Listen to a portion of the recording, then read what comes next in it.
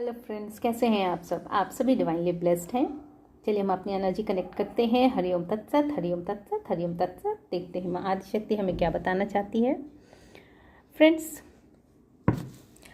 आज हम लोग ये समझेंगे कि प्रसाद का क्या महत्व होता है।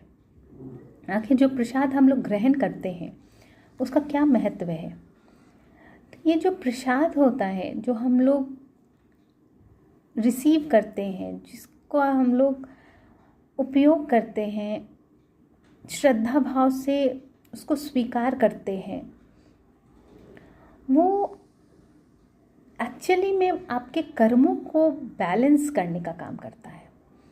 देखिए, रोज़ के दिनचर्या में हम लोग कुछ न कुछ निगेटिव, कुछ न कुछ पॉजिटिव चीज़ करते रहते हैं। तो जो निगेटिव चीज़ के कर्मास जो बनते हैं, तो वो प्रसाद के ग्रहण करने से वो आपके जो कर्मास, जो आपने एनर्जी निगेटिविटी सेंड यूनिवर्स को की है, वैसी ही परिस्थितियाँ आपके लाइफ में कहीं ना कहीं किसी तरह से उपस्थित होके उस कर्म को, उस कॉर्ड को कट करके आपको वहाँ बैलेंस कर देते हैं। एक तो होता है कि हम जिस भाव से उस प्रसाद को स्वीकार करते हैं, तो वो उस भाव के अनुरूप आपकी आंतरिक और आपकी ऊर्जा को रूपांतरित करने का भी कार्य करती है।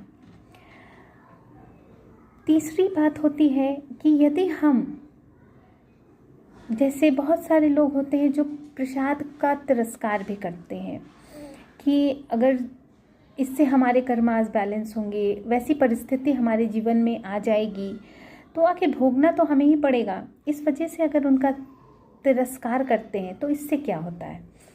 देखिए, समुद्र में या फिर नदियों में कचरा फेंक देने से ऐसा नहीं होता है कि उसमें उनकी पवित्रता घट जाती है।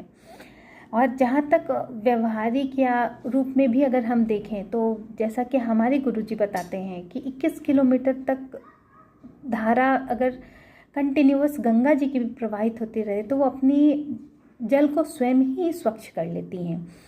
तो ऐसा होता है कि तिरस्कार करने से जो बड़े लोग होते हैं उनको कोई फ़र्क नहीं पड़ता है। अगर आप भगवान का तिरस्कार भी कर रहे हैं तो उससे उनको कोई फ़र्क नहीं पड़ता है।